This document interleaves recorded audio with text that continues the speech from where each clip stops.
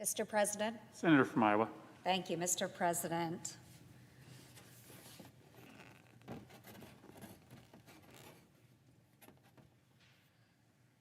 Mr. President, with a one-party monopoly of Washington, D.C., Democrats are back to their old spending habits. Most of the $1.9 trillion within the Democrats' quote, COVID package has absolutely nothing to do with COVID. Unlike the previous 5 pandemic relief bills that were approved with overwhelming bipartisan support, Democrats have shown no interest in working with Republicans and are instead fast-tracking this highly partisan bill through Congress.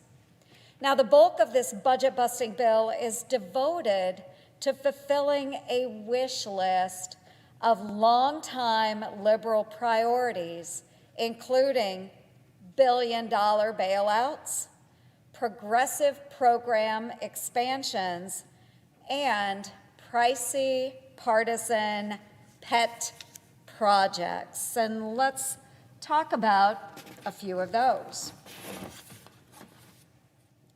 Look at this right here. A New York bridge to Canada. That's $1.5 million for a bridge connecting the state of New York to, yes, another country, Canada.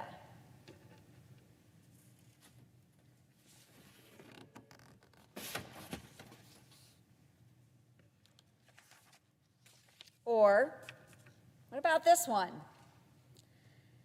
The cleverly worded provision that earmarks, yes, I said it, folks, earmarking is already happening right here, $140 million to a subway in Silicon Valley in California. What does that have to do with COVID? And a whopping $350 billion blue state bailout that rewards the states that have imposed the strictest lockdowns. Folks, we should be rewarding the states that demonstrated leadership by finding ways to safely stay open, not those that shut down our schools, closed our businesses, and killed our American jobs. But most importantly, COVID relief should stay focused on COVID. There's still about $1 trillion of COVID funding that Congress previously approved that hasn't even been spent yet. Yes, folks, $1 trillion. So why in the world are we looking at spending yet another $2 trillion, of course, on things that are not even related to COVID? That isn't to say that there aren't needs, because there are. We know that all across our country.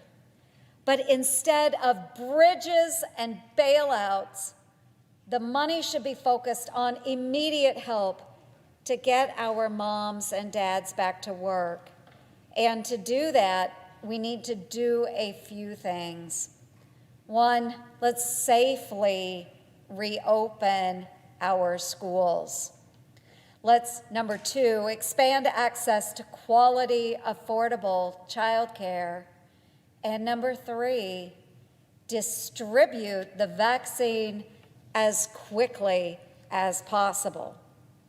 And while the bill does actually provide some assistance for these purposes, even here, the Democrats show how out of touch they are with what's actually happening on the ground.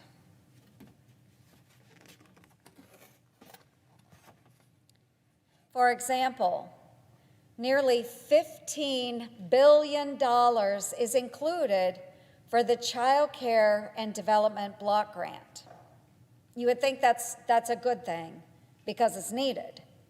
But at a time when so many moms are being forced to choose between their careers and children as a result of school closures, the support is needed. But a loophole in the bill that is coming over from the House allows millionaires to use up this program, which was created to make quality childcare affordable for working parents who are struggling to make ends meet.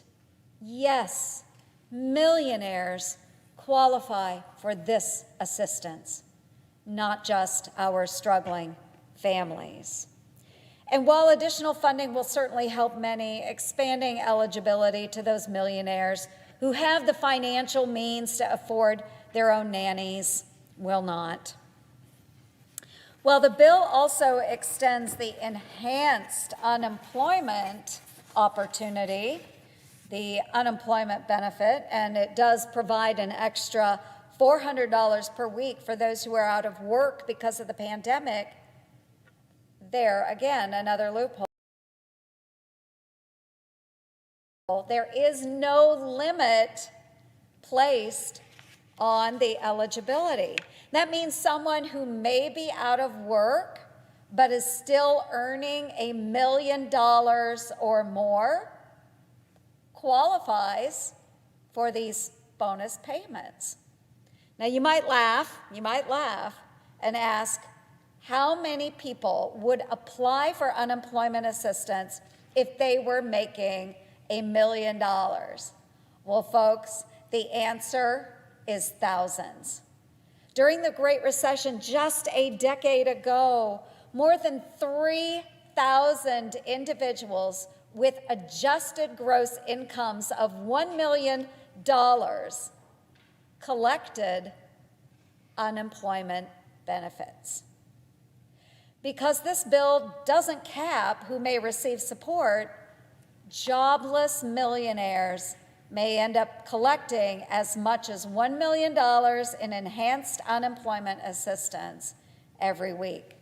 This is like a reverse millionaire's tax. The Democrats are paying millionaires not to work, with taxes paid by lower income workers. How do you like that socialist scheme?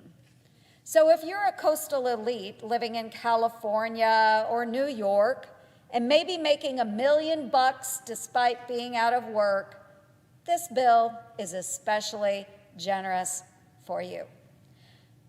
But folks, this isn't monopoly money. This is the real deal. And someone has to eventually pick up the tab. Sadly, it is going to be paid out of the pockets of essential workers and others who are continuing to work, those that pay taxes and keep America running. Now, as an eternal optimist, I am hopeful that when this bill comes before the Senate, my Democrat colleagues will actually work with us to cut the pork and refocus the bill on what it should be focused on: the immediate needs of the COVID pandemic. Not a fancy subway, not a bridge to Canada, and certainly not wealthy state bailouts. Focus on the immediate needs of the COVID pandemic.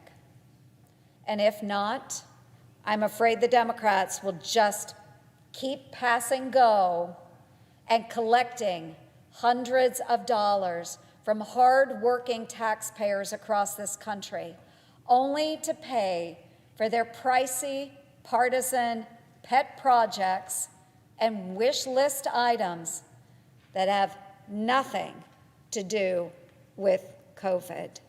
Thank you, Mr. President. I yield the floor.